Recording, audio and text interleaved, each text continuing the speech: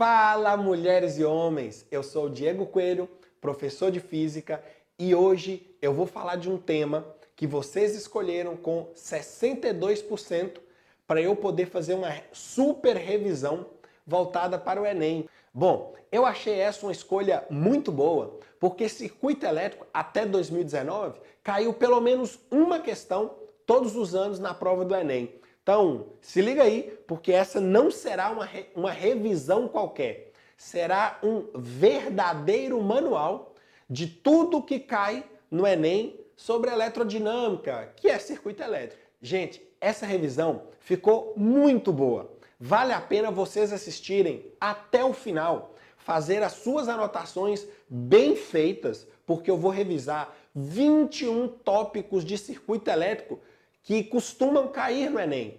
E te digo mais, vale a pena você compartilhar esse vídeo com quem você gosta e quer que essa pessoa mande bem no Enem. Então, bora para a revisão?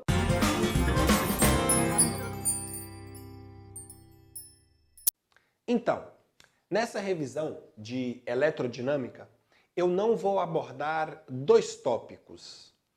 Um é a ponte de Winston, que nunca apareceu no Enem, e talvez você que está me vendo e ouvindo nunca tenha visto a ponte de Winston, por exemplo. E não vou abordar capacitores.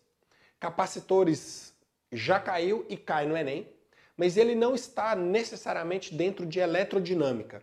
Ele está dentro de eletrostática. Porém, capacitores dá para cobrar misturado com circuito elétrico. Mas eu não preferi abordar para não confundir vocês na revisão especial de circuito elétrico. Eu separei 21 tópicos e vou começar, que eu chamei aqui de tópico 1, corrente elétrica. Bom, o que é a minha corrente elétrica? O que é a corrente elétrica? É o movimento ordenado de portadores de carga elétrica. É o movimento ordenado de cargas, vamos dizer assim. Como que esse movimento ordenado ele é causado? Como que a gente ordena essa movimentação? Ela é causada por uma DDP, ou tensão elétrica. Quando você coloca uma DDP, ou uma tensão elétrica, que é a mesma coisa, em um fio condutor, você vai ter a movimentação ordenada de cargas. Um detalhe importante para vocês saberem, que inclusive já apareceu no Enem, é que quando você liga a DDP, aparece um campo elétrico no circuito, aparece um campo elétrico nos fios, e esse campo elétrico cria uma força elétrica que provoca o deslocamento dos portadores de cargas. Gente, o fluxo ordenado ocorre por conta da DDP. A DDP proporciona um campo elétrico. E o campo elétrico cria uma força elétrica que faz essas cargas, esses portadores de cargas movimentarem. Já apareceu esse termo para vocês no Enem. E um detalhe, olha o que eu escrevi aqui, observação, instantaneidade. Instantaneidade de quê? Muitos estudantes me perguntam, ô Diego, qual o motivo que quando eu, por exemplo, ligo o meu interruptor, tem 3 ou 4 lâmpadas no cômodo. Aí eu ligo o interruptor. A lâmpada mais próxima acende junto com a lâmpada mais distante.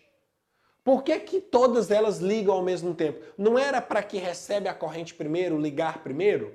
Bom, gente, vocês precisam entender o seguinte, o motivo de todas, né, aparentemente para a gente ligar simultaneamente, é porque quando você liga a DDP no circuito, que aparece um campo elétrico na fiação, esse campo elétrico ele tem praticamente a velocidade da luz ali naquele condutor, naquela fiação. Então o campo elétrico ele é estabelecido do circuito inteiro de uma vez. Por ser muito rápido ali, ser praticamente na velocidade da luz. Como esse campo elétrico ele é praticamente estabelecido instantaneamente no circuito todo, a força elétrica que vai aparecer também vai ser no circuito todo. Como a fiação é condutora, os elétrons livres desses condutores vão começar a mover em toda parte do circuito. Então, imagine que meu braço seja um fio. E aí, nós colocamos aqui um campo elétrico. Então, vai ter força elétrica em todos os elétrons livres aqui desse fio. Então, esse elétron daqui move, esse daqui move, esse daqui move, esse daqui move.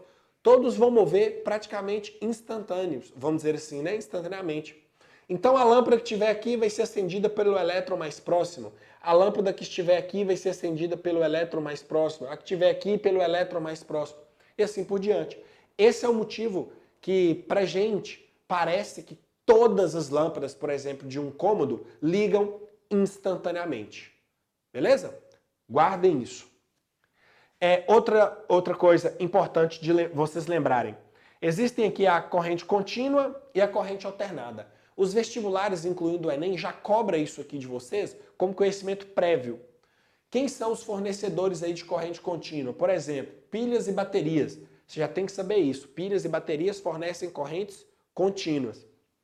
Já tomadas e cabos de alta tensão, as tomadas da sua casa chegam corrente alternadas, vamos dizer assim. A corrente que chega na sua tomada é a corrente alternada. Ora para um sentido, ora para o outro. Ora para um sentido, ora para o outro. A corrente alternada. Qual o motivo disso? Lá na usina hidrelétrica, a produção de energia elétrica já produz corrente alternada. Você já tem isso lá na produção. A produção é magnetismo. Eu não vou entrar nesse detalhe aqui, né? É apenas uma revisão. Então, é importante que vocês lembrem que fonte de corrente alternada é, por exemplo, nas usinas. Então, nas tomadas das nossas casas, chegam corrente alternada. Nos fios de alta tensão, porque vem transportando a energia da usina, por exemplo, essa energia elétrica, vem corrente alternada. É importante saber isso. Como conhecimento prévio, inclusive, tá? Que os vestibulares cobram, incluindo o Enem. Outra coisa, lembra que no circuito elétrico, a corrente que a gente trabalha é a corrente convencional.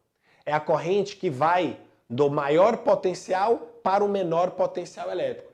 A corrente convencional, ela vai do maior para o menor potencial elétrico. Como se fosse movimentação de um portador de carga positiva.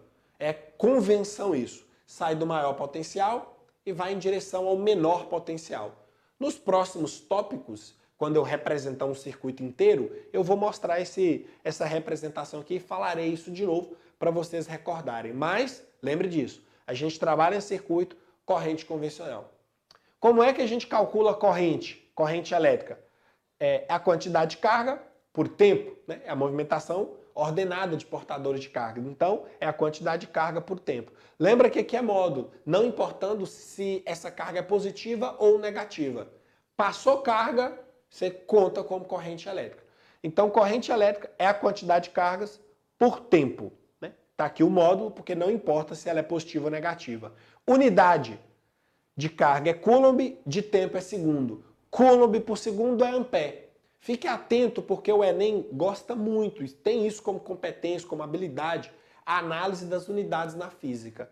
Coulomb por segundo dá ampere. Portanto, o ampere é a unidade de corrente elétrica. Quando você ler assim, ó, uma corrente elétrica de 2 amperes, saiba que isso aqui é a mesma coisa de 2 coulombs por segundo, por exemplo. 2 coulombs por segundo. O que é essa seta aqui? Essa é a representação da corrente elétrica no circuito. Nós iremos representar com uma seta. Para onde ela está, né? Saindo do maior potencial em direção ao menor. É a representação da minha corrente. Então, fique ligado. Esse foi o tópico 1. Vamos agora para o tópico 2 nosso. Deixa eu apagar aqui o meu quadro.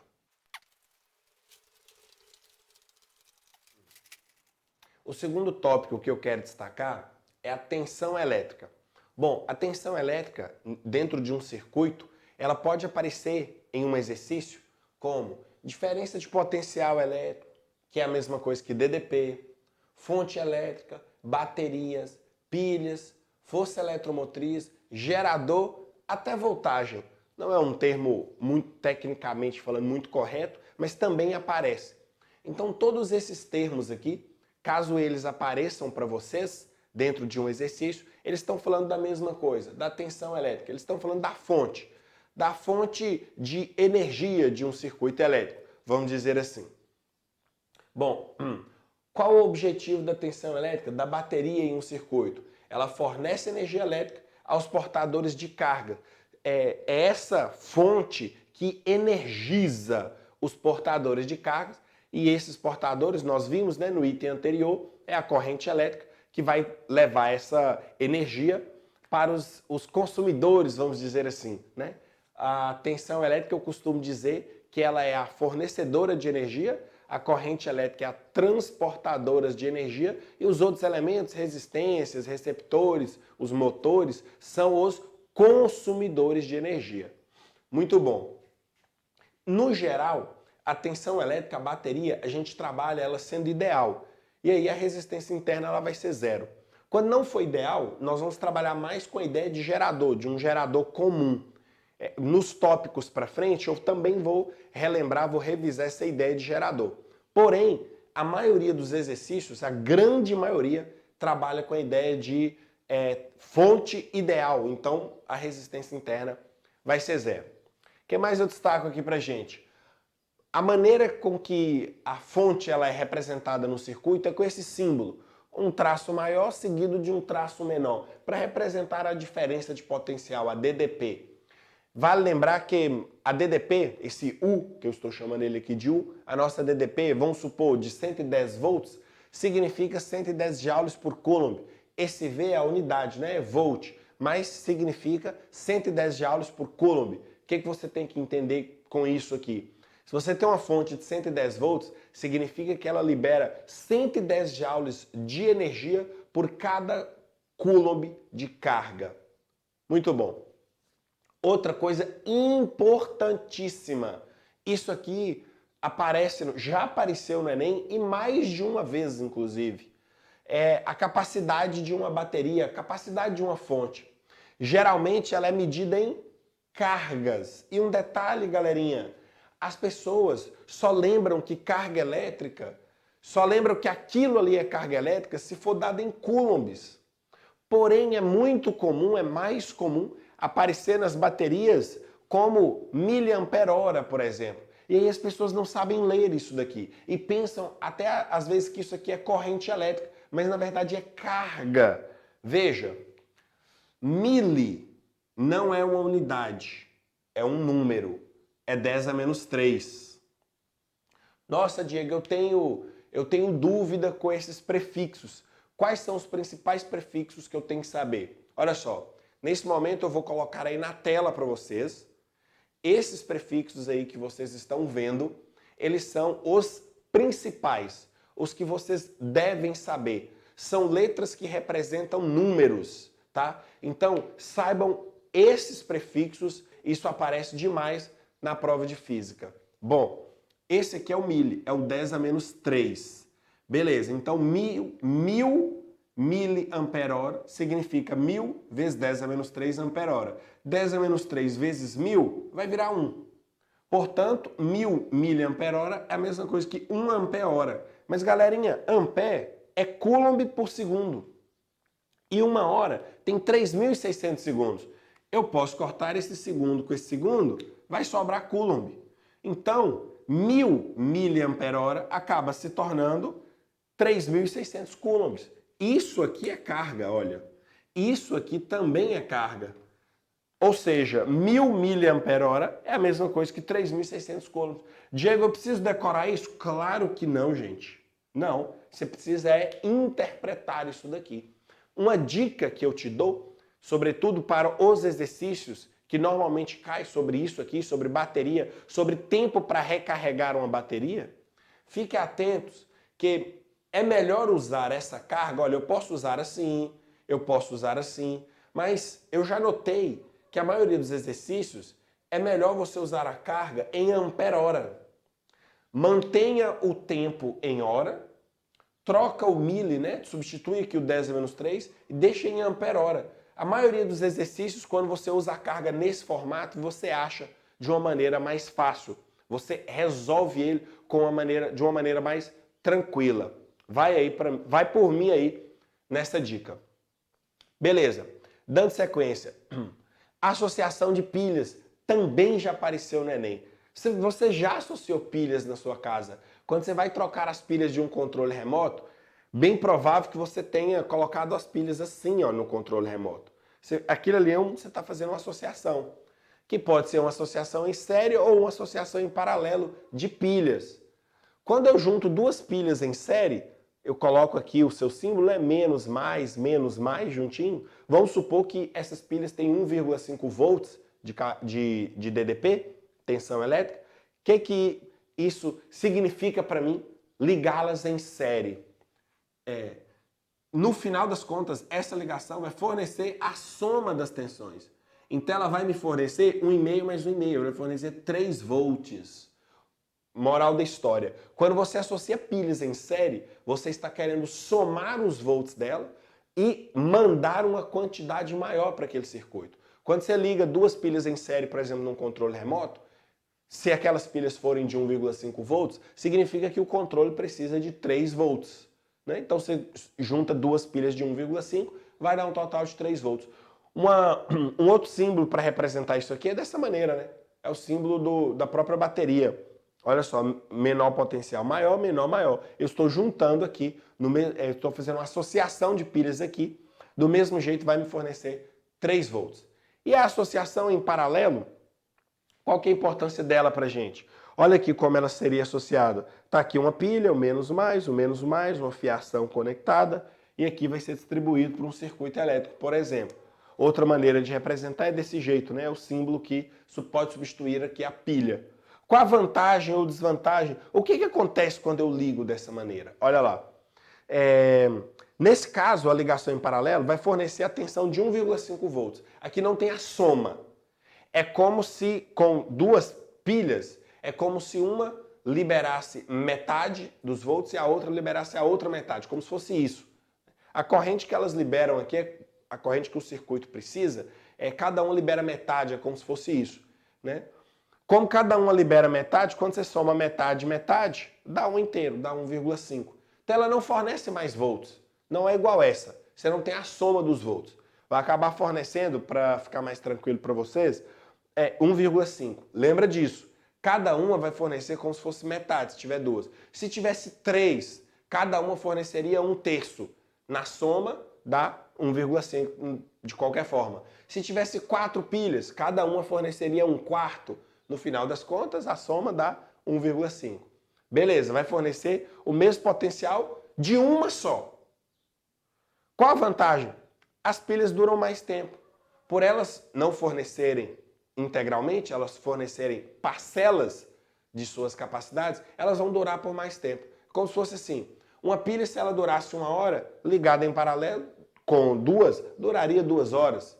Cada uma delas, né? Você teria um tempo ali durando 2 horas, você teria uma duração maior da utilização daquela pilha. Então, o que nós temos aqui de, eu diria, vantagem, vamos dizer assim, ela durar mais tempo. Só que você vai fornecer 1,5 volts, você não fornece mais. Bom, então tá aí. Associação em série, associação em paralelo. Revisamos essa ideia aqui de tensão elétrica. Vamos para o nosso terceiro tópico. Deixa eu apagar o meu quadro.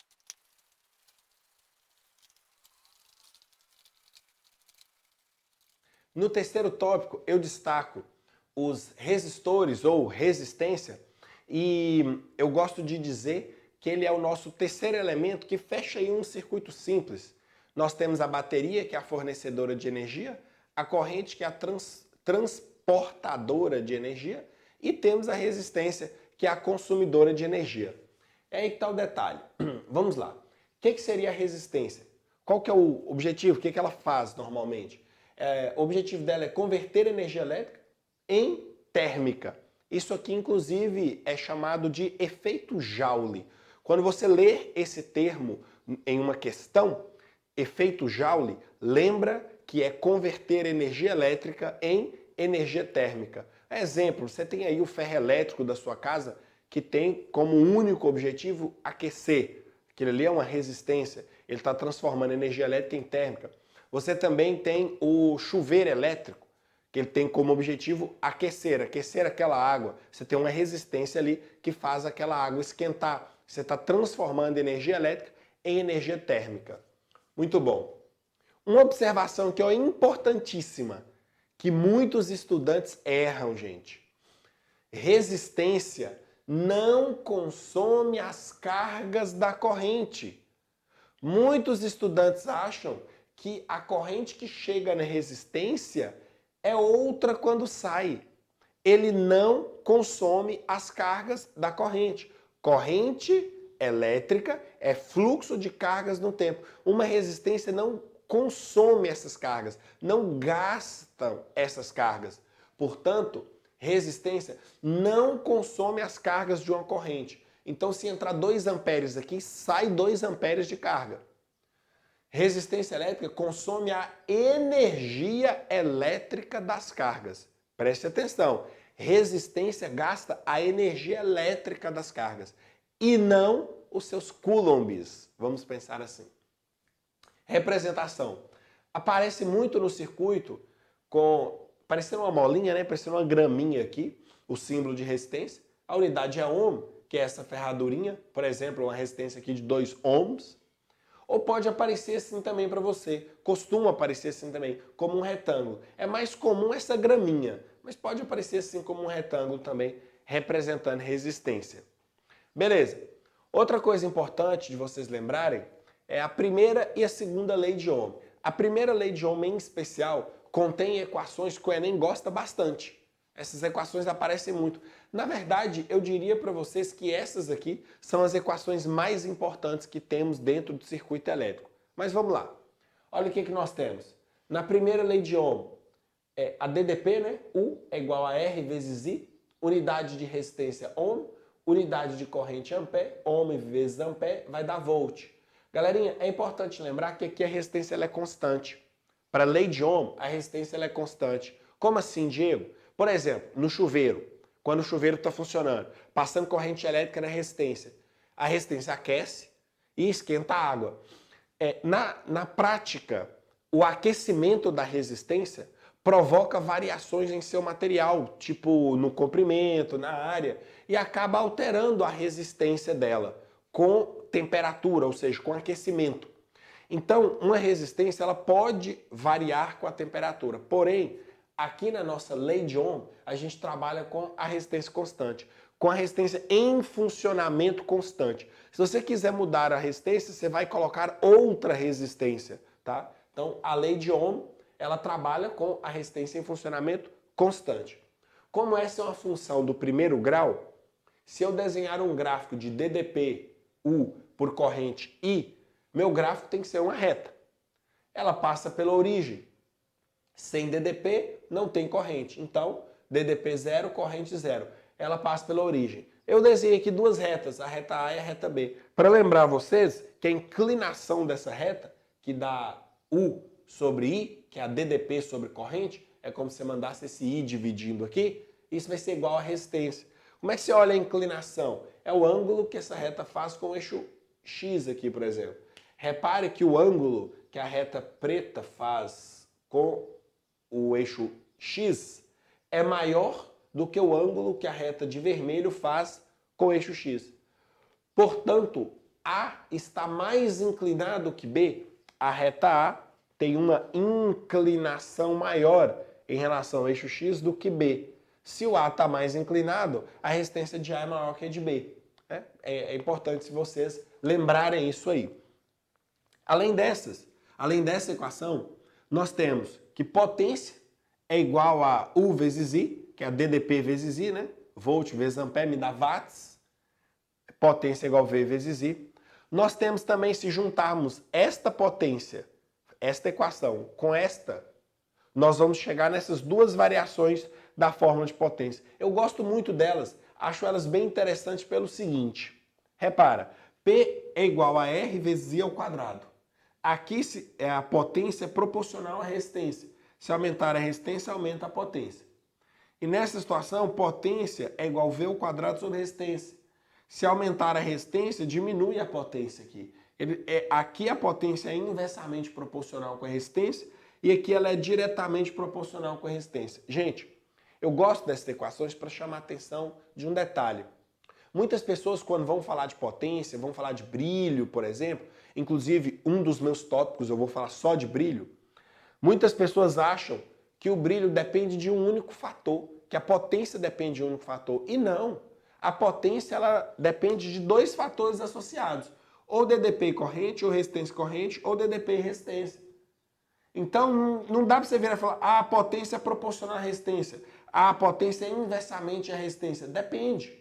Depende Do que você está analisando? De quais dois fatores você está analisando? Se combinar a corrente com resistência, a potência vai ser proporcional à resistência. Se você combinar uma análise de DDP com resistência, a potência vai ser inversamente proporcional à resistência. Qual a dica que eu te dou? Olha aqui as dicas. Use essa equação, potência igual a R vezes E ao quadrado, em situações com a corrente constante. Fica mais fácil. Corrente sendo igual com o que você está comparando, se a corrente for a mesma, quem tiver maior resistência tem maior potência, por exemplo. Fica mais fácil de analisar uma comparação. E esta daqui, em situações com a DDP constante. Eu vou trocar esse V aqui por U. Eu estou preferindo chamar de U a minha DDP. Você pode chamar de V, não tem problema não. Só para não confundir a unidade com a letra V daqui. Essa é DDP, essa aqui é a unidade volt. Vamos lá. Situações com U constante. Por quê? Com o meu V aqui, ó, vou trocar o meu V também daqui por U. Com o meu U constante, com a minha DDP constante. Se a DDP é constante, maior resistência, menor potência, por exemplo, eles são inversamente proporcionais. Fica mais fácil de comparar. Então, carrega essa dica. Isso aqui é para comparações, tá? Não é para cálculo. Porque para cálculo, achar o valor em si, aí você usa qualquer uma, desde que você tenha os valores, né? Se você tiver a DDP a corrente, usa essa. Resistência corrente, usa essa. DDP resistência, usa essa. Mas se você for comparar situações, use essa quando a corrente for igual, for constante, entre os elementos que você está comparando, e use essa quando a DDP for constante entre os elementos que você está comparando. Você vai obter aí respostas de uma maneira mais tranquila, tá? Guarde isso. Avance. Segunda lei de Ohm. Nós temos aqui a análise da resistência pelas suas características mesmo. Pela área, que é a espessura da resistência, pelo seu comprimento, que é o comprimento da resistência, e o material, que é o ρ. Então vamos lá. A resistência ela é igual a ρ vezes L dividido por A. Quem é L? O comprimento dela, que é dado em metros. Quem é A? É a área da secção, igual eu estou mostrando ali, que é dada em metros quadrados. Quem é ρ? É a resistividade elétrica do material, é o material dela. Se ela é feita de cobre, zinco, ouro, ferro, enfim, é o material dela. Que a unidade é ohm vezes metro. Quero chamar a atenção para um detalhe. Bom, desse quadro aqui, desse terceiro tópico que estamos revisando, o Enem já cobrou muitas coisas, muitas mesmo. Todas essas fórmulas aqui você já precisou usar numa prova do Enem. Mas essa tabelinha aqui, ó, essa ideia, poucas pessoas atinam, guardam essa ideia. Isso já apareceu no Enem. Que é o quê? Resistividade é diferente de condutividade, que é para falar se o material é melhor condutor ou pior condutor. É diferente. A análise é inversa. A resistividade, a análise é o inverso da condutividade. Como assim? Eu coloquei aqui, ó, um bom condutor e um mau condutor. Um bom condutor conduz muito, certo? Então ele tem uma baixa resistividade e uma alta condutividade. E um mau condutor, ele conduz pouco. Então ele tem uma alta resistividade e uma baixa condutividade. Carreguem essa ideia com vocês. Isso já apareceu uma vez, não custa nada aparecer novamente aí no Enem. Bom, vamos lá para o nosso quarto tópico.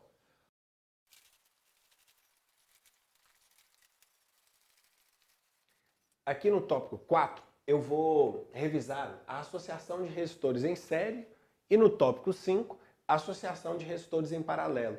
Lembrando que isso aqui também, volta e meia, aparece no Enem. Um circuito para você calcular, por exemplo, a resistência equivalente ou um circuito para você fazer uma análise de uma maneira geral. O que é importante se lembrar na associação em série? O que é isso? Dois ou mais resistores interligados de modo a construir um único trajeto condutor. A corrente elétrica, nesse caso, vai ser igual. Deixa eu colocar um ponto aqui, ó. Isso. Então, dois ou mais resistores interligados de modo a construir um único trajeto. A corrente elétrica será igual.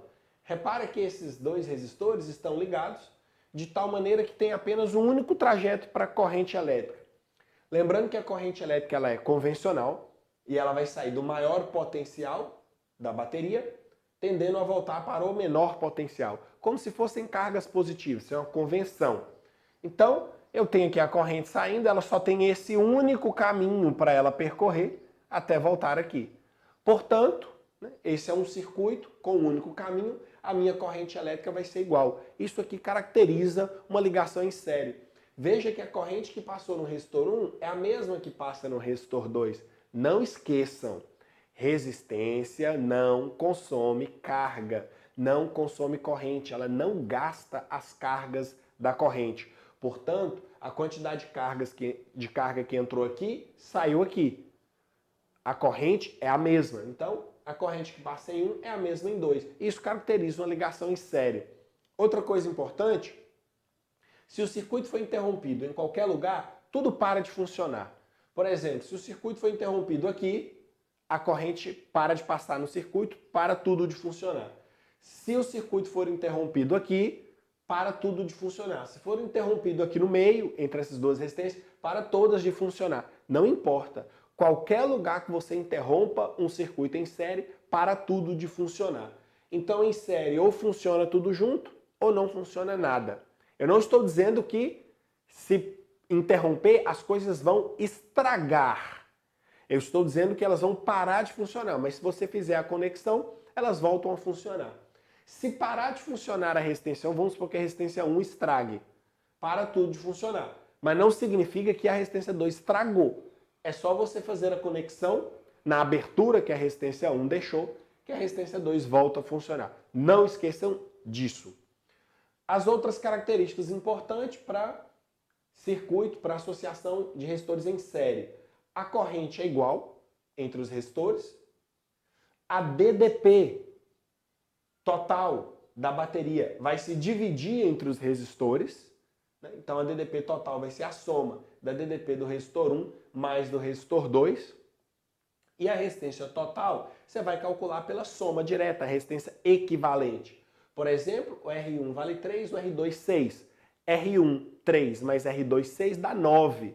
Portanto, a minha resistência total, uma única resistência, que vai fazer o papel dessas duas juntas em série, que é a resistência equivalente, vai valer 9 ohms. Ponto. Vamos aqui para a associação em paralelo. Vamos lá. Dois ou mais resistores interligados com a mesma DDP, a corrente elétrica tem mais de um caminho, ou seja, ela bifurca. A minha corrente ela vai bifurcar. Por exemplo, nós temos aqui uma corrente que vai sair da bateria. Quando ela chegar nesse ponto, vai ter dois caminhos. Então, ela vai bifurcar para 1 e para 2. Vou chamar esse aqui de resistor 2, né? Ele está como resistor 1, mas eu vou colocar aqui o resistor 2. Um resistor 2. Então, ela vai bifurcar. Então, tem mais de um caminho. Elas possuem a mesma DDP, né, que a bateria, mas ao chegar aqui ela bifurca. Isso caracteriza uma associação em paralelo. É importante vocês perceberem isso aqui, ó. Deixa eu colocar aqui, nessa fiação, nós teremos a corrente que vai alimentar o resistor 2, corrente que vai alimentar o resistor 2, corrente que vai alimentar o resistor 2. Aqui nós teremos a corrente que vai alimentar o resistor 1. Portanto, quem é a corrente total que sai da bateria? A corrente que sai da bateria é a total, vai ser as duas, que é a I1, corrente que vai alimentar o resistor 1, e a corrente que vai alimentar o resistor 2, olha, passa as duas. Então aqui nós temos I2 mais I1, vamos colocar assim. Nós temos as duas correntes. Depois, nesse ponto, elas se juntam novamente e volta a configurar a minha corrente total, que vai ser a soma do I1 com o I2. O I2 mais o I1. Essa é a minha corrente total. Gente, isso já apareceu no Enem. Já apareceu. Para você analisar, ele colocou pontos em um circuito. Por exemplo, a corrente nesse ponto aqui é igual à corrente nesse ponto aqui? esses dois pontos que eu estou colocando, vou até colocar pincéis ali para representar, olha, nesse ponto de verde e nesse ponto de vermelho, as correntes são iguais? Não. Aqui no vermelho passam as duas, a corrente total. Aqui no verde passa só o I2. Não passa a corrente total, elas são diferentes. Então, já apareceu isso no Enem. É importante vocês terem essa noção. Quando a corrente bifurca, divide, significa uma associação de resistores em paralelo. Tanto que eu posso escrever que a minha corrente total, que é essa daqui, né? Que é quem saiu da bateria, ela é a soma da corrente 1 mais a corrente 2, ou se eu tiver mais resistores, né? A soma de todos os resistores ali em paralelo. Muito bom. Os aparelhos funcionam de forma independente. Isso aqui é muito importante. Se eu retirar o resistor 2, o 1 continua funcionando, porque o circuito está fechado. Lembra que se eu tirar o resistor 2, para de sair a corrente 2. Então a corrente total altera, mas a corrente do 1 não. Continua saindo a corrente para ele. Lembra que se eu tirar o resistor 2, não vai ter mais a corrente 2 no circuito. Então a minha corrente total muda, mas a do 1 não. Ela continua lá funcionando. Isso é tão importante que em nossas casas predominam ligações em paralelo. Eles funcionam de maneira independente. Quando você liga a luz no seu quarto, não interfere na luz na cozinha. Né? Então, uma pessoa na cozinha pode usar os aparelhos da cozinha, micro-ondas, televisão, micro-ondas, geladeira, pode ter televisão na cozinha também, mas vamos pegar coisas mais comuns de uma cozinha. Uma geladeira, um forno, um micro-ondas, você pode usar de forma independente com os aparelhos que você tem no seu quarto, por exemplo. Você pode usar a lâmpada no seu quarto de forma independente, um computador, um carregador de celular. Eles se independem. Eles funcionam de maneira independente. Esse que é o maior barato aí do paralelo. Diferente de você pensar na associação em série. Quais mais características temos aqui no paralelo? A corrente é a soma, porque ela divide, ela bifurca. A DDP ela é a mesma entre os resistores. No meu exemplo, eles estão ligados direto na fonte, então a DDP do 1 é igual a DDP total e a do 2 também é igual a DDP total. E a resistência equivalente, você soma o inverso delas. Uma resistência que representa aquelas duas juntas, você calcularia como 1 sobre R total é igual a 1 sobre R1 mais 1 sobre R2. Se eu tivesse mais resistência em paralelo, era só vocês somando o inverso delas aqui. Não tem problema. Por exemplo, se eu quiser calcular a resistência total de R1 igual a 3 e R2 igual a 6, eu vou colocar 1 sobre R total é igual a 1 sobre 3 mais 1 sobre 6. Fazer esse cálculo matemático aqui. Não esqueça de, no final, inverter a fração. Muita gente acha a fração invertida. E isso é um grande erro. Você tem que inverter a fração. Você não quer 1 sobre R total, você queria R total. Uma jogadinha matemática aqui, uma dica matemática, é que a resistência total ela pode ser calculada pelo produto dividido pela soma das resistências. Então a resistência total ela pode ser calculada como R1 vezes R2 dividido por R1 mais R2.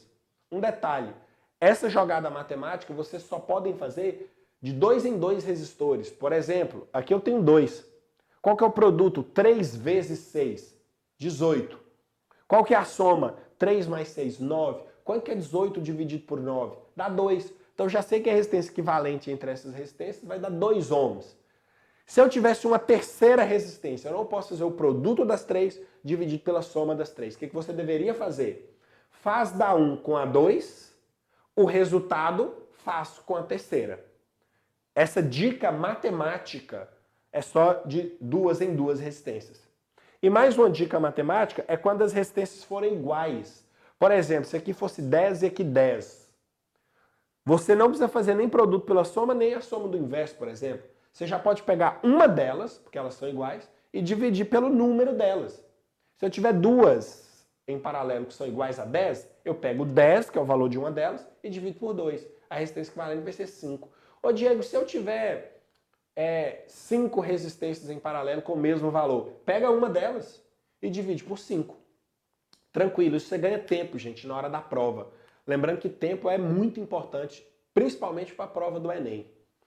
Galera, em geral, as pessoas têm muita dúvida em circuito em série, circuito em paralelo, em fazer essas relações, em identificar, em calcular resistência equivalente, em usar essas coisas. Lembrando que o que eu estou fazendo aqui é uma revisão.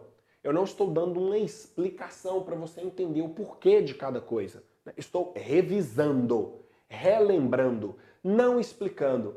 Se porventura você for também uma pessoa que tem dificuldade em entender isso aqui, ou às vezes até outro tópico dessa parte da matéria de eletrodinâmica, de circuito, ou outro tema da física de uma maneira geral, escreve aí nos comentários, fala para mim o que você gostaria de ver uma explicação teórica daquele tema. Escreve aí para mim, às vezes você quer ver revisão de uma outra coisa também, entendeu? Escreve aí. Lembrando que aqui é um diálogo, né? Eu estou aqui para ajudar você, ou melhor, para ajudar vocês, no máximo que eu puder. Então eu preciso saber quais são as suas dificuldades aí, para eu poder ajudar de forma melhor. Esse aqui eu gostei, né? Porque eu fiz uma enquete e vocês escolheram essa revisão. Então escreva aí nos comentários se tem algum tema que você queria ver uma explicação, ou se você queria algo para ver algo também em revisão, outro tema. Escreve aí nos comentários. Demorou? Vamos para o próximo tópico. Eu vou para o sexto tópico, que eu vou juntar a associação em série com paralelo. E vou mostrar ali por onde a gente começa a fazer uma resistência equivalente, que é o meu circuito misto. Vamos lá.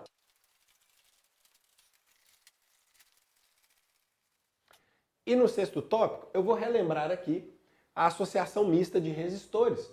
Isso aqui já caiu algumas vezes no Enem. Tem um exercício que é bem famoso, não sei se você que está me assistindo já fez ele. Foi uma questão que o circuito ele tinha um formato de sorvete. E o Enem pedia a resistência equivalente entre os pontos A e B e entre os pontos, se não me falha a memória, C e B, ou A e C. E queria a razão entre essa resistência equivalente calculada de duas maneiras. Você tinha que identificar lá o que era o circuito, né? Como que estava aquele circuito. Era um circuito misto, não era uma questão simples, mas era esse tópico aqui. Bom, como que eu começo? Eu quero calcular a resistência equivalente, por exemplo, nesse circuito. Gente, o que eu tenho como dica para vocês precisam procurar no circuito qual é a ligação mais isolada, que está mais isolada no meu circuito ali, não uma ligação geral, tipo o 70, ele está ligado em série com o 6, mas ele está em série com o 3 também. Só que o 3 e 6 estão ligados em paralelo entre si. Então, para você decidir qual que eu resolvo primeiro, o 70 com 6, o 70 com 3, primeiro você tem que resolver o 3 e o 6. A parte mais isolada aqui no meu circuito é eu trabalhar esses dois aqui, ó, o 3 e o 6. Nossa, Diego, eu tenho dificuldade em visualizar isso. Escreve aí no comentário. Se você quer um vídeo explicando como identificar, explicação mesmo, porque isso aqui é revisão, né? Escreve aí.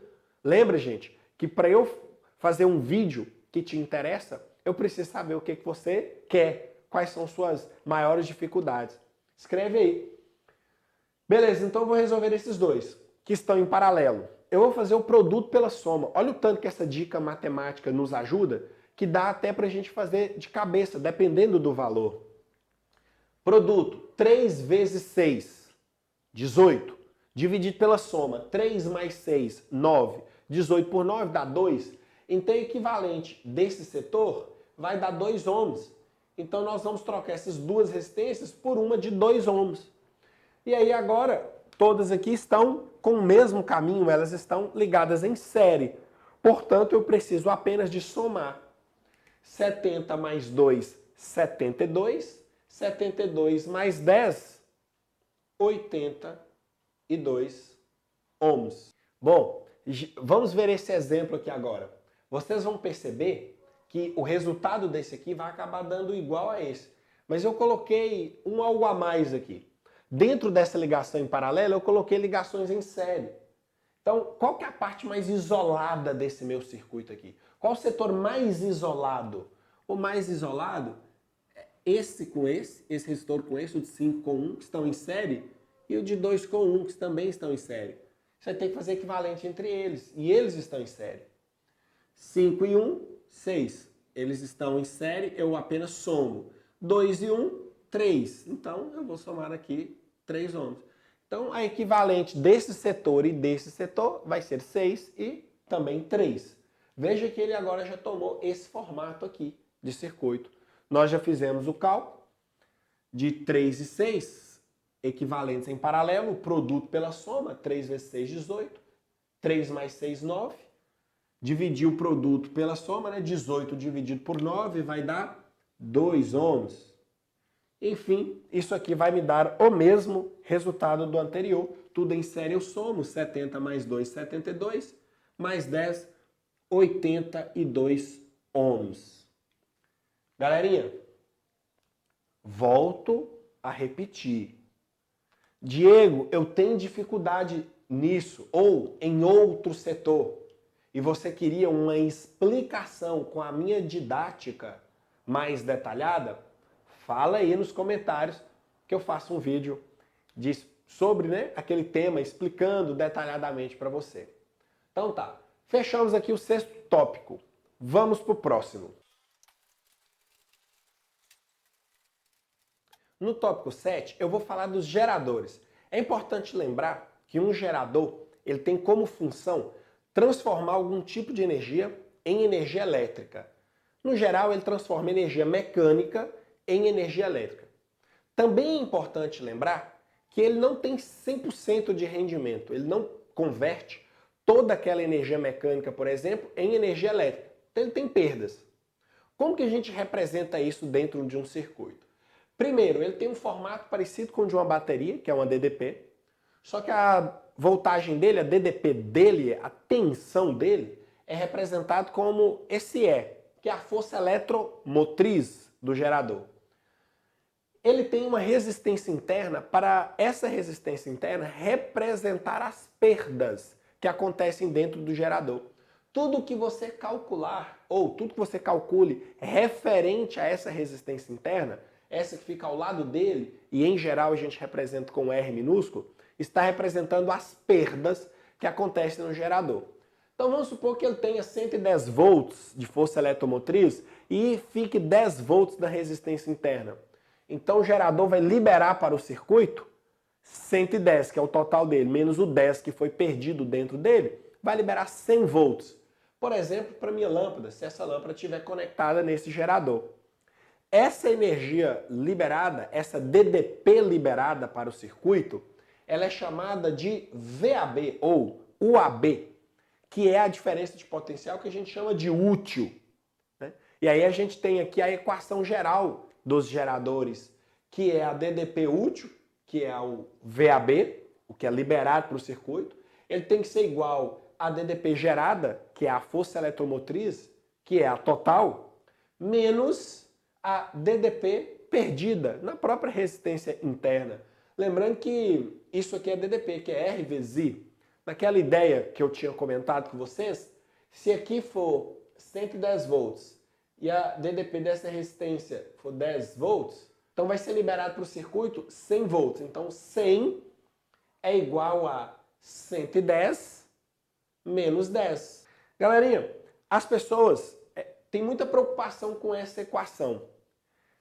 Quando eu explico essa matéria, no conteúdo de geradores, eu costumo dizer que não adianta muito você saber essa equação.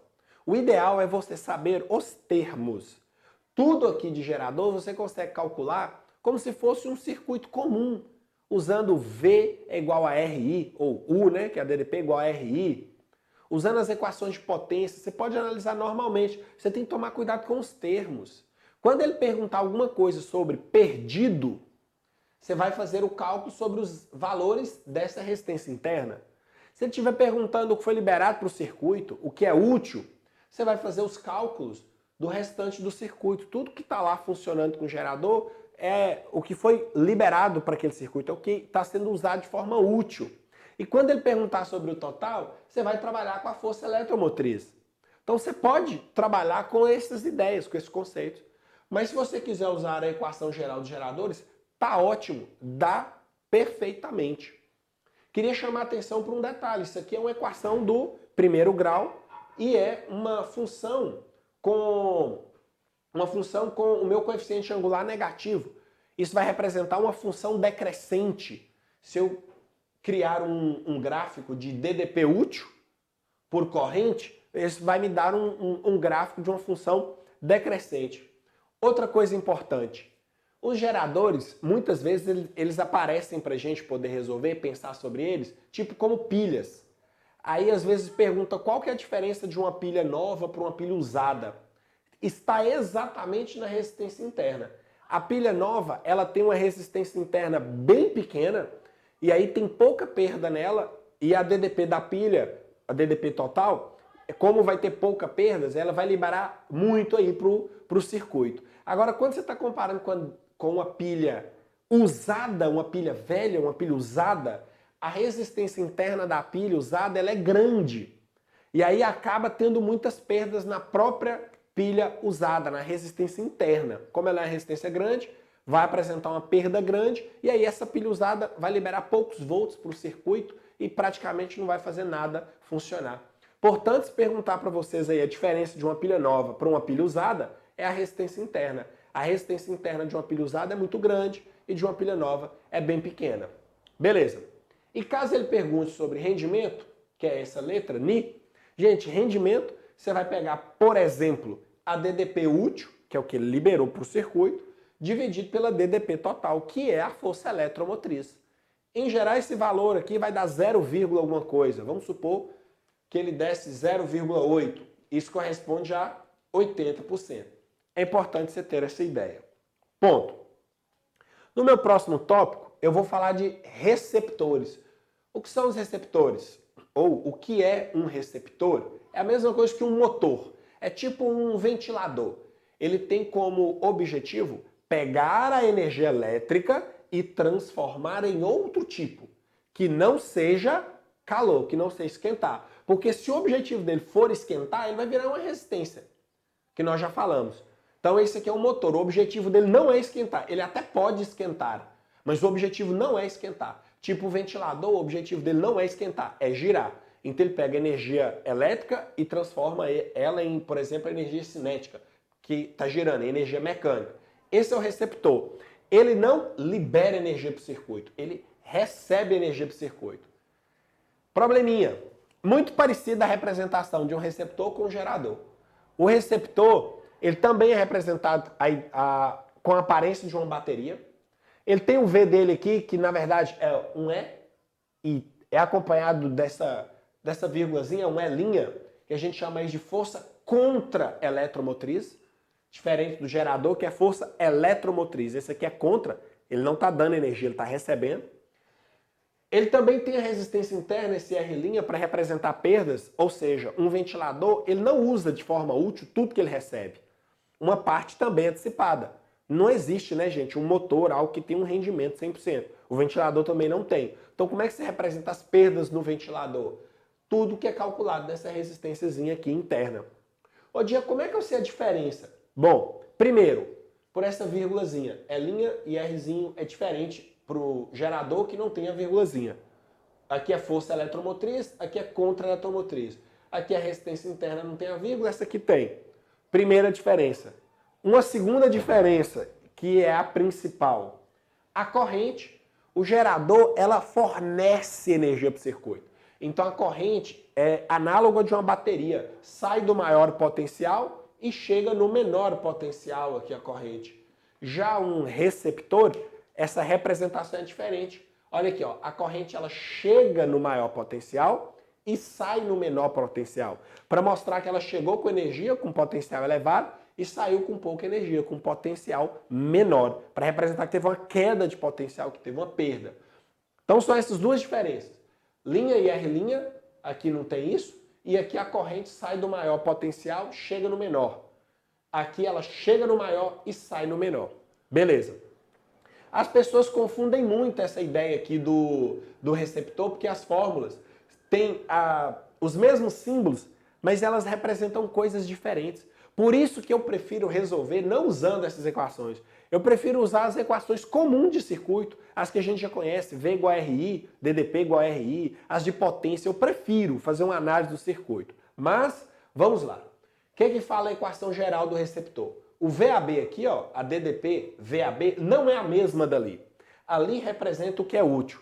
Aqui representa a recebida, é a total. É o que o receptor recebe para ele. Quanto que ele recebeu nos seus terminais.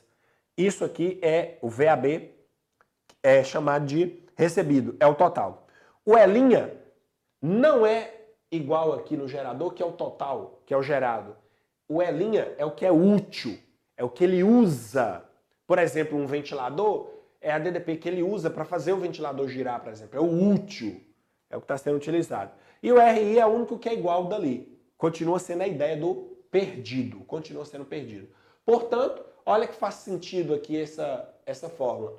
Vamos supor que ele receba, sei lá, 100 volts, use de forma útil 80 volts e foi perdido 20 volts. Se eu somar o 20 com o 80, vai dar o 100 que ele recebeu. Então faz sentido essa ideia. Diferentemente, essa é uma equação do primeiro grau, só que com coeficiente angular positivo. Então é uma reta crescente, é diferente dali, né? E se você for calcular o rendimento, continua a mesma ideia. Rendimento a gente faz o que é útil sobre o que é total. O que é útil aqui? O E'. E o que é total? É o VAB. Toma cuidado. As pessoas costumam confundir. A minha observação feliz aqui, é que receptor praticamente não aparece no Enem. Mas uma hora vai aparecer. E se aparecer, você tendo essa ideia, bem provavelmente você vai acertar.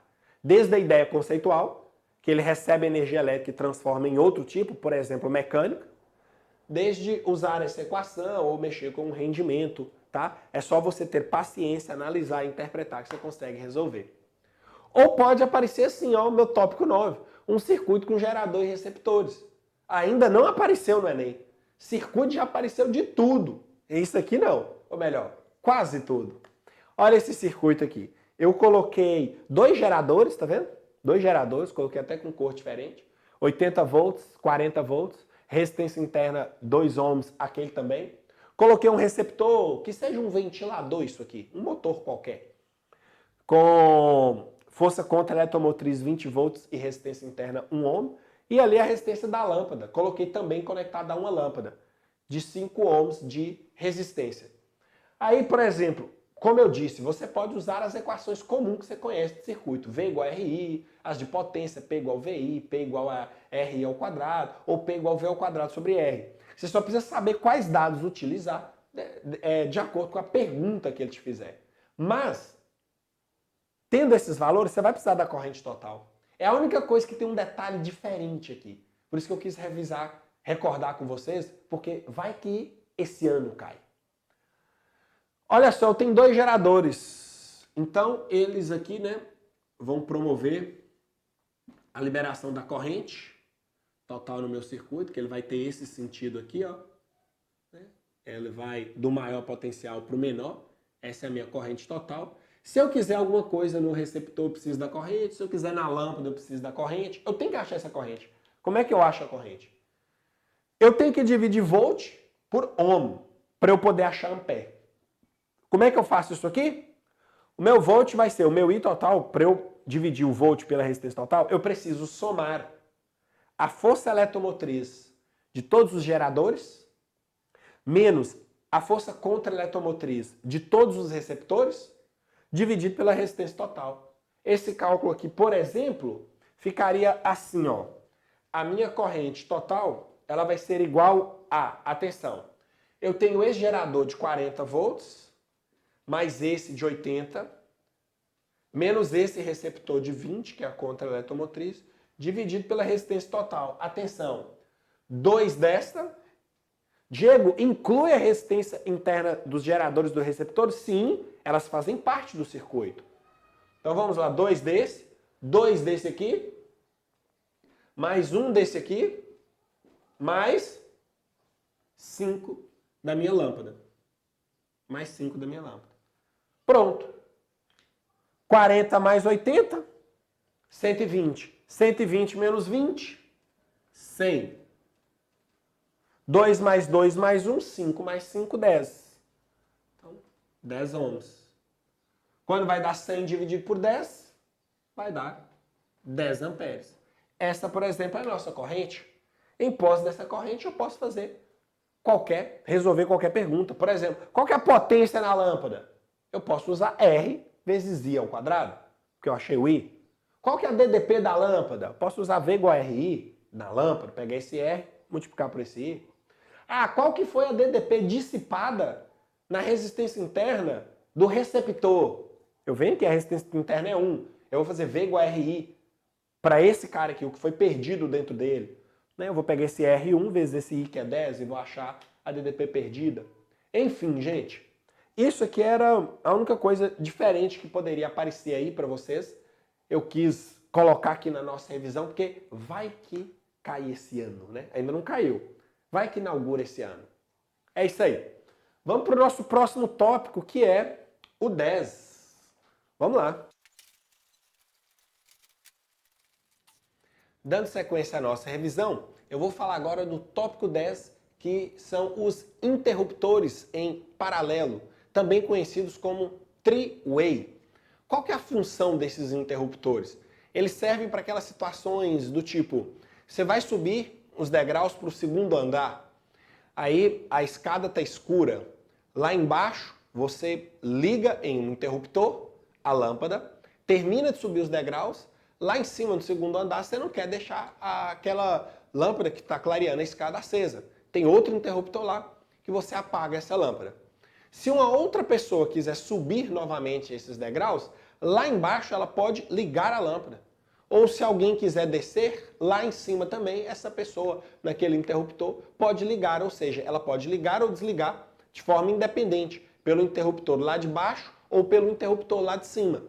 Isso também é muito usado hoje, né, em quartos, você entra em um quarto, liga a lâmpada ao lado da porta, deita na sua cama e ao lado da sua cama tem outro interruptor que você desliga. Se porventura você acordar à noite para ir ao banheiro, por exemplo, tem um interruptor do lado da sua cama, você liga essa lâmpada, depois você pode tanto desligar por lá ou ao lado da porta. Enfim, são interruptores em posições diferentes que ligam ou desligam a mesma lâmpada de forma independente. Como que ele funciona? Isso inclusive já apareceu no Enem para vocês. Olha só essa situação minha aqui. Eu coloquei o interruptor A e o interruptor B em um interruptor em paralelo, que é esse sistema todo. Coloquei as posições 1, 3, 4, 1, 2, 3 e 4. Por exemplo, do jeito que está ali os meus interruptores, do jeito que eles estão, o interruptor A na posição 2 e o B na posição 4, o circuito está fechado, a minha lâmpada vai funcionar. Se eu mover o interruptor A para a posição 1, por exemplo, eu vou abrir o circuito e aí a lâmpada vai parar de funcionar. Se eu mover esse interruptor A aqui para o 2 de novo, volta a funcionar. Por exemplo, e lá no B? Se eu mover o B aqui para cima, vai funcionar a lâmpada, tá vendo? Olha, o circuito está fechado. Se eu mover ele para baixo, desliga o circuito. Se eu manter o B aqui na posição 3 e mover o A para a posição 2, desliga o circuito novamente. Ou seja, eu posso ligar ou desligar a minha lâmpada de forma independente pelo interruptor A ou pelo interruptor B. Eles podem estar em posições distintas, distantes dentro de um cômodo, que vai funcionar de forma perfeita. Tipo aqui no início de uma escada e aqui no final da escada, por exemplo. Então esse é um interruptor em paralelo, também conhecido como three-way. É bom você se ligar, porque isso já apareceu no Enem. O meu item 11 aqui é um item muito, muito, muito importante. Isso já apareceu algumas vezes no Enem, perguntando a mesma ideia, vamos dizer assim. Que é o quê? Inclusive tem uma habilidade do Enem, uma competência no Enem, que é você ter a capacidade de ler manuais, por exemplo. Isso aqui são instruções que aparecem em baterias e carregadores. Como que você faz uma leitura das instruções que aparecem em baterias e carregadores? Olha lá a bateria. Aqui está aparecendo 1650 mAh, 3,7 volts, 6,1 watt-hora.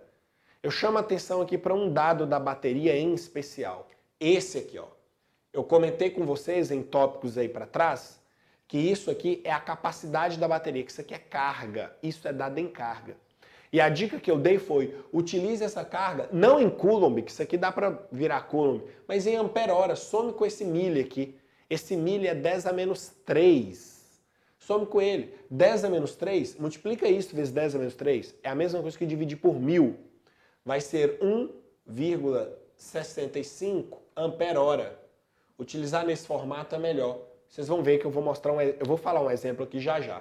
Então, na minha bateria, você fazer a leitura desses dados, eu chamo muita atenção para esse, que é a capacidade da bateria. A capacidade dela é dada em cargas. Você tem que ter esse tipo de leitura. Então, qual a capacidade dessa bateria? Ela fornece 1.650 mAh de carga. Muito bom. E o carregador? Tem duas informações aqui, a de entrada e a de saída. Lembrando, pensa em qualquer carregador, inclusive o carregador de um celular. Você tem a parte do carregador que você conecta na tomada da sua casa. A parte que você conecta na tomada é a que a gente chama de entrada. O carregador, ele pode ser conectado em uma tomada de 100 a 240 volts. O Diego, ele pode ser conectado em qualquer faixa de volt entre 100 e 240? Sim. Significa que esse carregador é multivolt, por exemplo. Você pode conectar ele em tomadas de 110 e tomadas de 220. Nós sabemos que aqui no Brasil tem essa variação, né? Comum, às vezes de um estado para o outro, de uma cidade para outra, um lugar é 110, o outro é 220. Esse carregador não teria problema. Ele pode ser conectado em uma tomada entre 100 e 240 volts. 50 e 60 Hz, isso está dizendo a frequência da corrente alternada dessa tomada. A corrente das nossas tomadas, ela é alternada. Então, a frequência que esse carregador suporta dessa corrente alternando é entre 50 e 60 Hz, que é a frequência aqui do nosso país, né? Que é a frequência aqui do Brasil. E ele pode ser conectado na entrada numa corrente de 0,2 amperes. Lembrando que a entrada é a parte que você conecta na tomada. Então, é o que chega no carregador. Chega no nosso carregador. Mas o mais importante aqui é a saída. Lembra que o carregador ele tem dois plugs. Aquele que é a entrada, que é onde você conecta na tomada, e o USB, que é onde você conecta, por exemplo, no celular. Vamos pensar aqui, ó. Vamos pensar, quer ver? Deixa eu fazer um desenho aqui assim, ó, mais ou menos. Tipo de um carregadorzinho, olha. Um carregadorzinho, esse aqui é o plug que você conecta na tomada. E aqui é a parte USB, por exemplo. Então, a entrada é essa parte que você conecta na tomada. E a saída é esta parte que você conecta no, por exemplo, celular, né? No celular. Né? Vou fazer isso aqui melhor. Peraí. Vou fazer melhor. Eu vou fazer isso aqui, ó. Vamos pegar tipo aqui uma caixinha, olha só. Tipo uma caixinha. Vamos desenhar a caixinha aqui do celular. Olha só. Isso aqui representa a nossa entrada, é o que você liga na tomada. Tipo isso. E aqui é aquela USBzinho, que é onde você conecta no aparelho, representa a saída. A saída é o que o carregador manda para a bateria do aparelho. Então, por exemplo, se esse carregador estiver carregando essa bateria de cima, o que ele manda? Os dados de saída para a bateria. Ele manda 5 volts e 1 ampere, por exemplo. Tá? Então, a saída vai para a bateria, vai para o aparelho. E aí ele pode te perguntar, como já te perguntou, o Enem pode perguntar, ou um vestibular pode perguntar. Quanto tempo esse carregador leva para carregar essa bateria se ela estiver totalmente descarregada? Se ela estiver totalmente descarregada, ela tem que carregar isso tudo aqui de carga. Por que é melhor usar assim? Olha lá. A equação é I é igual a carga sobre tempo. Se você usar, qual que é a corrente? É a corrente de saída. É que o carregador manda para a bateria a saída. 1 ampere. Então, corrente 1 ampere. Qual é a carga? Utilizem ampere-hora. Foi a minha dica. 1,65 ampere-hora. Dividido pelo tempo, que é o que ele quer. Podemos cortar aqui, olha só. Ampere com ampere. E nós teremos que o meu tempo vai ser 1,65 horas. É isso que ele vai demorar para carregar totalmente essa bateria. E se porventura ele te pedir esse tempo aqui em minutos, passa isso para minutos. Se pedir em segundos, passa isso para segundos. Então, mais uma vez, siga a minha dica. Utilize a carga, a capacidade da bateria em ampere-hora. A maioria dos casos, a grande maioria, vai te dar a resposta de uma maneira mais fácil. Muito bom. Esse foi o tópico 11. O tópico 12, muito importante. As pessoas apanham muito disso aqui. Brilho de lâmpadas. Bom, você tem que pensar duas coisas aqui. O que importa no brilho da lâmpada? Primeiro, qual o tipo da lâmpada? É LED, fluorescente ou incandescente ou um outro tipo? Cada tipo de lâmpada, ela tem uma intensidade luminosa, ela tem uma luminosidade por conta do material que ela é feita. Por exemplo, as lâmpadas incandescentes produzem pouca luminosidade se comparada com a fluorescente, por exemplo. A de LED, dessas três aqui, é a que mais produz luminosidade. É a mais eficiente. Ela produz mais luminosidade que a fluorescente que a incandescente, por exemplo. Tanto que hoje a gente usa mais as lâmpadas de LED. Inclusive, ela esquenta menos. Ela causa menos perda aí de energia elétrica, por exemplo, para produzir luminosidade. Então, eu posso comparar o material delas, como elas são feitas. Só que, como que cai para vocês? A maneira que mais cai, a maneira que costuma cair, eles comparam lâmpadas do mesmo tipo. Por exemplo, ele compara uma lâmpada de LED com outra de LED. É mais comum cair assim. Uma lâmpada fluorescente com outra fluorescente, ou uma incandescente com outra incandescente. O que é que diferencia o brilho de uma lâmpada de LED para uma segunda lâmpada de LED? Se elas forem do mesmo tipo, olha a minha dica, maior brilho, maior potência. Então, quando você estiver comparando lâmpada de LED com lâmpada de LED, a que tiver maior potência produz maior brilho. Quando você vai comprar uma lâmpada, quando você pega ela lá na prateleira, você vai ver as informações na caixinha dela. Aí vai ter lá, lâmpada de 10 watts, 10 watts, ou a outra, 60 watts ou 60 watts.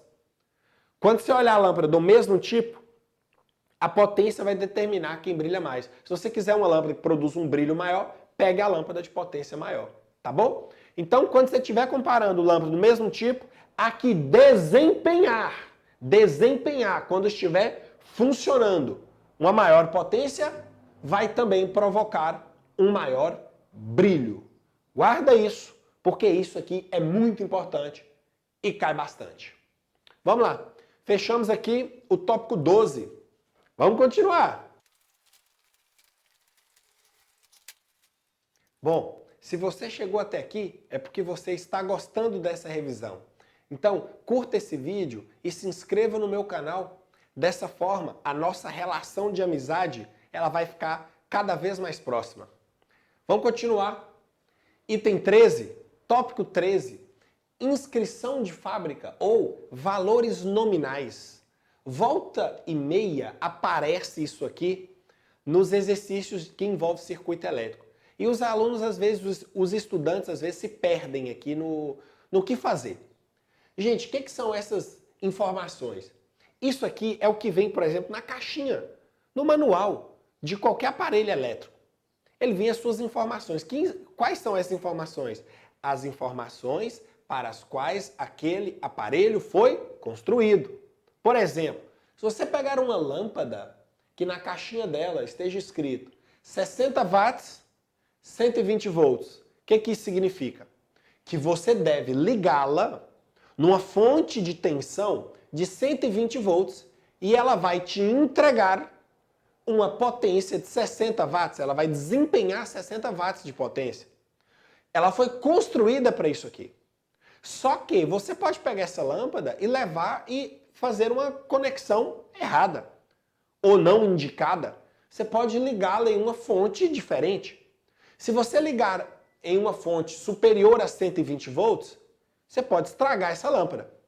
Ela pode ter uma vida útil menor. Ou se ligar numa fonte muito mais alta, você pode ligar, ela pode brilhar e queimar. Entendeu? Então, você precisa seguir as instruções.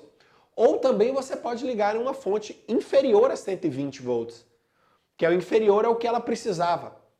Aí você vai conectar, ela não vai te entregar esses 60 watts, não vai te entregar quase nada. Ou nem vai ligar, dependendo dessa fonte aí, inferior a 120 volts. Então, se você ligar a mais que isso, ela vai até gerar uma potência maior, mas você pode danificar, pode estragar esse aparelho. Se você ligar uma DDP menor, ela não vai te entregar aqueles 60 watts de potência. Ela vai brilhar menos ou, de repente, não vai nem ligar. Diego, o que eu faço com esses valores? Eu posso fazer um cálculo? Pode. E aí que entra a minha dica para vocês. A resistência, gente, ela não altera. A resistência não altera. Quando você compra um aparelho, você não muda o material da resistência dela, não muda a área dela, não muda o comprimento daquela resistência. A resistência permanece constante. Lembrando que aqui na física, em geral, nós trabalhamos com resistência ôhmica, que também não altera com o funcionamento do dispositivo. Então, o conselho que eu te dou é, se ele falar que essa lâmpada tem essas especificações e colocá-la dentro de um circuito qualquer e te perguntar o que está acontecendo, o que está acontecendo com a potência, ela vai brilhar mais ou menos, você vai ter que analisar qual a voltagem que está sendo entregue àquela lâmpada. Eu peço para vocês calma e lembra dessa dica. Pega essas informações nominais, calcula a resistência. Por esses valores eu vou usar P igual V2 sobre a resistência. Potência nossa aqui é 60, a DDP é 120, eu vou colocar 120 vezes 120, porque é ao quadrado, né? Dividido pela resistência. Vou cortar esse 60 com esse 120 aqui, sobra 2, mandar a resistência para lá e vou encontrar 2 vezes 120, 240 ohms. Esse é o valor da minha resistência. Então, se ele pegar essa lâmpada e fizer uma conexão qualquer, antes de você analisar o que está acontecendo, calcula a resistência, depois vai para o circuito que ela tiver conectada, vamos supor que ela esteja conectada com uma outra resistência, enfim. Mas calcula a resistência dela, acha lá que é 240 ohms, acha lá, e aí vai fazer o que ele te perguntar. Ele vai te dar uma DDP qualquer aqui. Agora vai analisar esse circuito, com essa resistência e com essa outra aqui que ele possa estar conectado, e vai ver o que acontece. Vai ver se a potência que ele vai desempenhar aqui, com essa voltagem, com essa resistência do lado, é essa mesma potência. Vai analisar se a DDP que vai ser informada para ele aqui, vai ser liberada para ele, é a que ele precisa, 120. Joga lá com o que o exercício te perguntar. Mas não esqueça disso. Essas são as informações de fábrica. Mas não significa que aquela lâmpada está desempenhando aquelas informações. Porque ela pode estar ligada numa DDP diferente, ela pode estar recebendo uma tensão diferente. Se liga nisso. A resistência não altera. Calcule a resistência com esses valores e faça a análise. Show! Item 4. Cálculo de energia elétrica. Muito importante. Parece muito no Enem isso aqui. Para você analisar uma conta gerada por uma distribuidora de energia, em Minas Gerais, por exemplo, chama CEMIG, a companhia que distribui energia para o estado. Então, às vezes, você tem que calcular ali quanto que você gastou no mês. Gente, não era para ser difícil isso, mas os estudantes embolam muito. Por que eles embolam? Energia é igual potência vezes tempo. Você vai calcular desse jeito. No sistema internacional, você vai usar potência em watts, tempo em segundo. Aí sua energia vai virar joule, vai dar joule. Watts vezes segundo dá joule.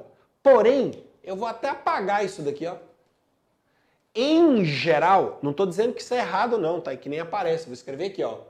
Watts vezes segundo, isso aqui é joule. Em geral, não aparece nesse formato. Em geral, aparece em watts hora. E aí os estudantes não se tocam que isso aqui é energia. Só que ele não usou o tempo em segundos, então isso não vira joule, isso fica desse jeito. Watts hora é unidade de energia. E a maioria das vezes aparece em quilowatt-hora. Por exemplo, 1 kWh, isso aqui é energia. As pessoas não associam isso à energia, mas é energia. O K é 1000, então isso aqui é 1000 watts-hora. Se você quiser passar isso aqui para joule, é só mudar a hora para segundo. Multiplicar aqui, né, 3.600, uma hora tem 3.600 segundos, que isso aqui vira joule. Mas a maioria das vezes aparece assim, e eles querem a resposta assim. Na conta lá de energia elétrica que chega na sua casa, o consumo seu está em quilowatt-hora. Quilowatt-hora. Uma coisa muito comum do Enem cobrar é quanto você vai pagar naquela conta, ou, por exemplo, qual foi o consumo seu em quilowatt-hora. Outro erro que eu vejo os estudantes cometerem. Bom, em uma casa, vamos supor que ele falou lá que você usou a televisão de tal potência em tantas horas, o chuveiro de tal potência em tantas horas, as lâmpadas de tal potência em tantas horas. O que eu vejo as pessoas cometerem um erro comum. Pega a potência das lâmpadas, do chuveiro e da televisão e somam. Pega o tempo da televisão, que foi diferente do tempo do chuveiro, que foi diferente do tempo das lâmpadas, e soma também. Aí vai ter uma potência geral e um tempo geral e faz o cálculo. Cara, vai dar errado. Você precisa fazer separado. Os tempos foram diferentes e as potências são diferentes. Então você vai pegar, faça o cálculo separado. Ô Diego, tem alguma situação que eu posso somar? Tem, mas não vou nem te falar. Para quê? Para você não confundir. Eu prefiro que você faça separado em todos os casos. Pega o do chuveiro, a potência do chuveiro e multiplica pelo tempo que o chuveiro ficou ligado. Usa esse tempo em hora, usa em hora. Se ele me der em minutos, passa para hora. Usa em hora. Pega a potência do chuveiro vezes o tempo que o chuveiro ficou ligado, potência da TV vezes o tempo da TV, potência da lâmpada vezes o tempo da lâmpada. E se ele não me der potência, ele vai te dar dados para você calcular a potência. Aí você vai calcular essa potência aqui com aquelas equações de circuito. Ou potência igual a DDP vezes corrente, ou potência igual a DDP ao quadrado sobre resistência, ou potência igual a resistência vezes corrente ao quadrado. Você vai conseguir achar, substituir aqui e ser feliz. Cuidado! E se ele pedir para calcular em reais, ele vai te dar, por exemplo, qual o custo de 1 kWh. Vamos supor que você calcule que você consumiu, sei lá, 100 kWh. 110, ou melhor, 90 kWh. Seu consumo lá dos aparelhos deu 90 kWh. Aí ele vai te falar, 1 kWh custa, sei lá, 50 centavos. Faz uma regra de 3. 1 kWh, 50 centavos. 90 kWh, X.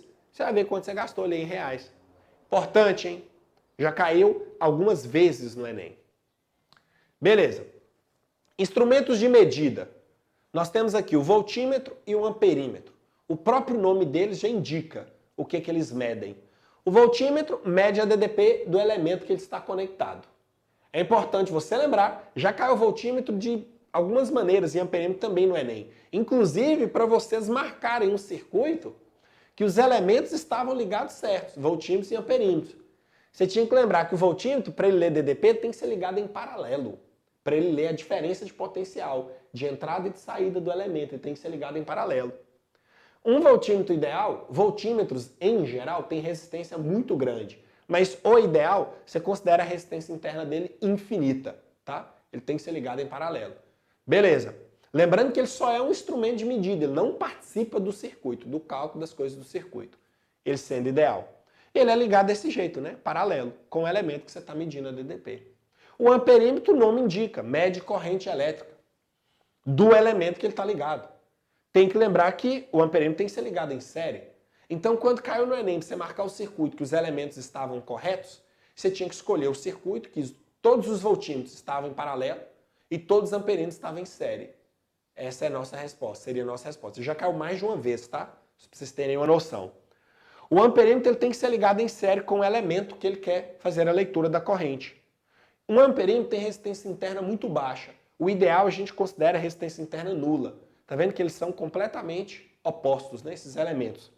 Então você vai considerar a resistência interna do amperímetro nula. Ele vai ser ligado em série com o elemento que ele quer ler aquela corrente. Né? Tá aqui, por exemplo, uma demonstraçãozinha de como você ia enxergar isso dentro de um circuito. Beleza? Fechamos o tópico 16. Vamos para o próximo. Aqui no tópico 17, eu destaco reostato e dimmer. Eles possuem aí a mesma função.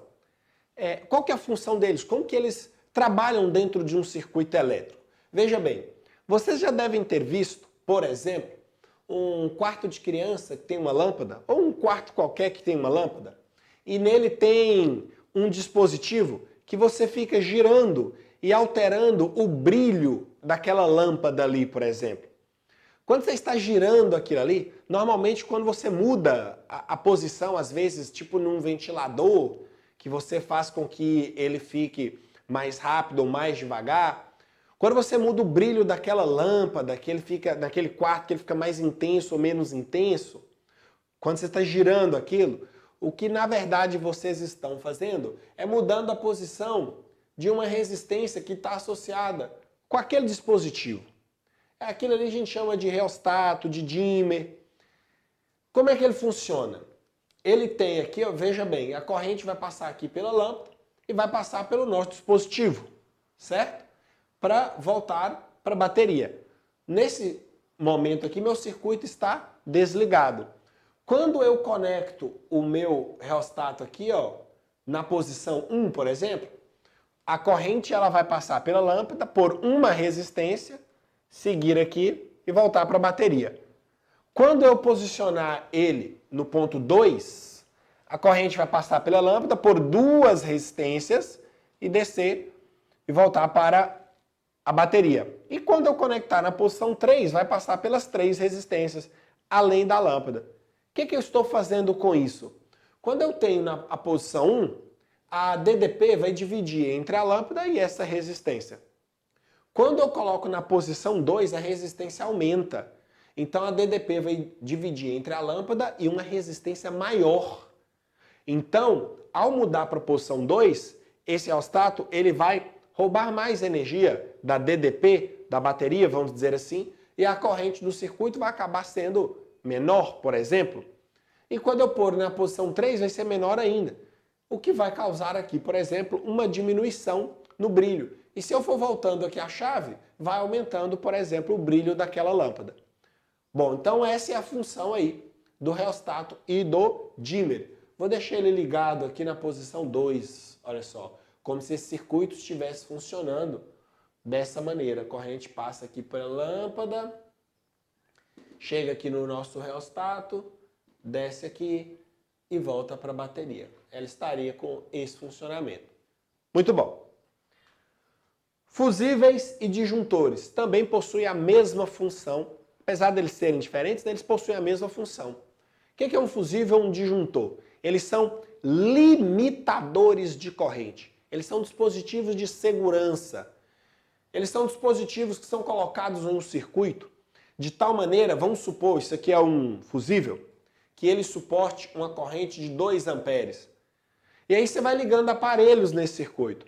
Se sair aqui do circuito uma corrente, por exemplo, de 3 amperes, esse fusível não suporta os 3 amperes. Significa um risco para aquele circuito ou para aqueles aparelhos. Então, o fusível queima, ele se rompe. E aí o circuito abre. Ao abrir, aquela corrente cessa. O que o fusível está dizendo? Opa, peraí, você ligou muitos aparelhos. O fusível, quando passa uma corrente muito alta nele, ele esquenta e queima. Ele rompe. Então você vai ter que trocar o fusível. Normalmente usa-se fusível em dispositivos muito pequenos. Tipo no carro, por exemplo, você tem um painel de vários fusíveis para cada coisinha elétrica que tem no carro. Para o limpador, para os, no caso, faróis, lanternas traseiras. Na verdade, para praticamente todas as lâmpadas, tudo que é elétrico no carro, você tem um fusível. E aí, às vezes, queimou apenas o fusível por exemplo, do limpador de para-brisa, você acha que queimou o limpador, mas não, queimou só o fusível, você tem que trocar. Então, ele é um dispositivo de segurança. O disjuntor é capaz de você conhecer, que é o padrão da sua casa. Você deve estar lembrado aí, de vez em quando, ou deve ter acontecido em algum lugar com você, da chave do padrão cair. Ele não queima igual um fusível, não. A chave cai. Então, nas nossas casas, nós temos, por exemplo, o padrão, que ele tem lá um limite de corrente. Se você olhar lá no padrão, está escrito, por exemplo, a corrente que ele suporta. Se você ficar ligando vários aparelhos na sua casa, vai exceder a corrente do disjuntor e aí a chave vai cair. O que ele está dizendo? Olha, essa corrente é perigosa para o seu circuito aí na sua casa ou para alguns aparelhos. Você está com muita coisa ligada, desliga algumas aí que está com corrente excessiva.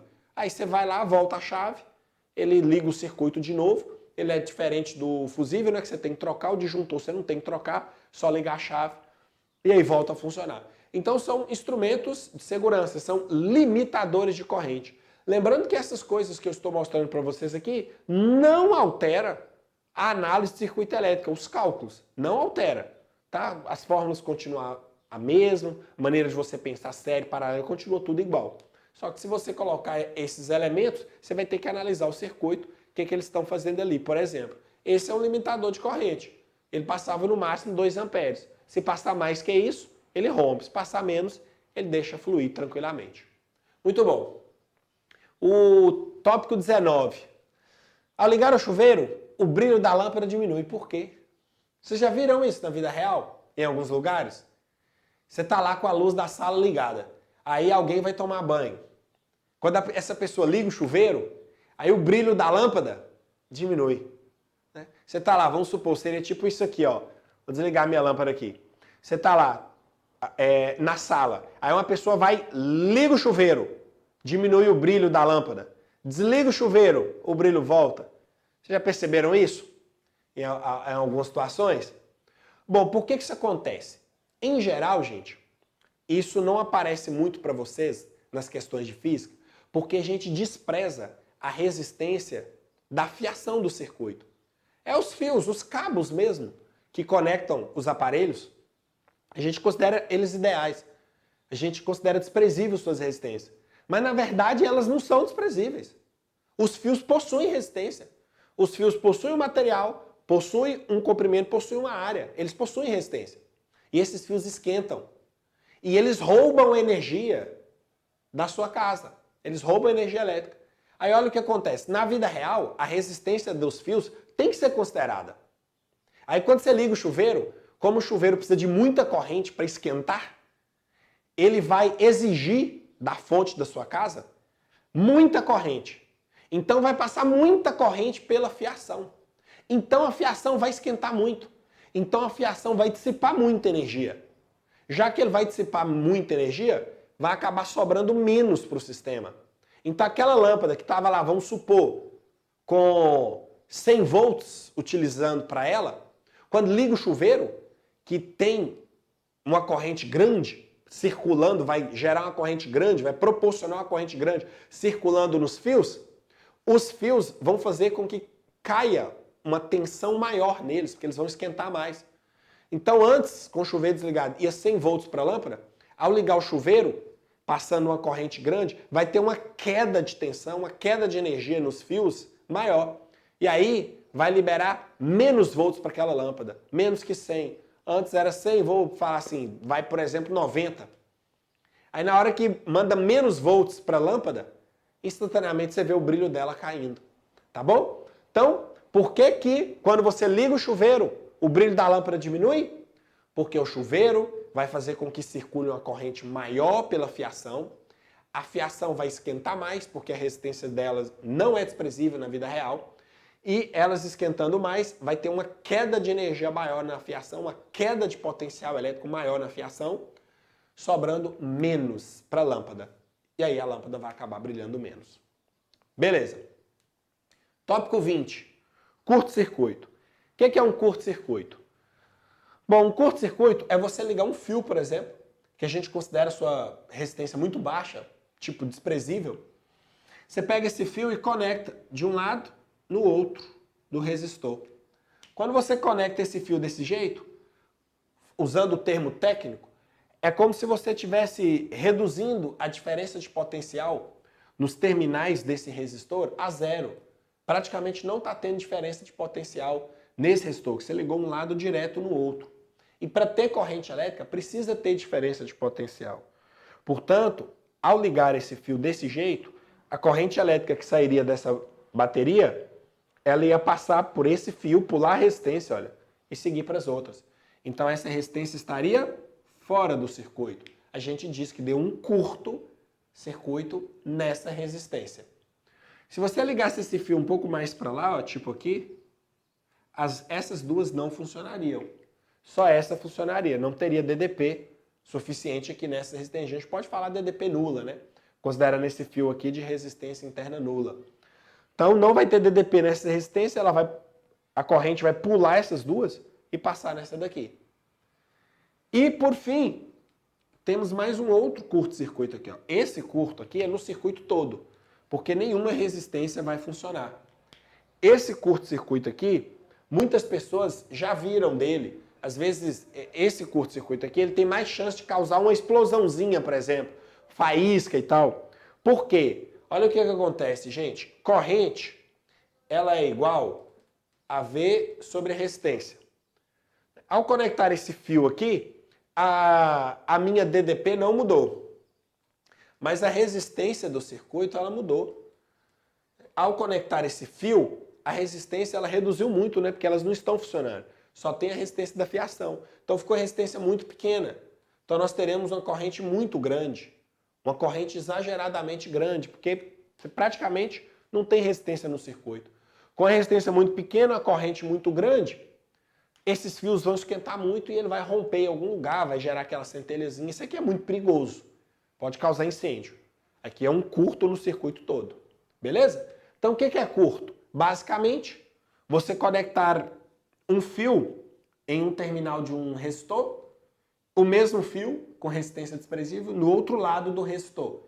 Então não vai ter uma diferença de potencial considerável nesse resistor para gerar uma corrente nele. Então não vai passar corrente nele.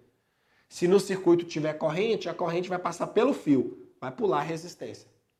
Beleza? E para fechar, eu havia comentado isso lá atrás, mas aqui eu quero detalhar a diferença de pilha nova e pilha usada.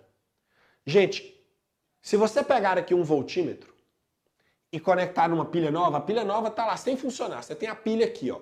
Você conecta lá um voltímetro.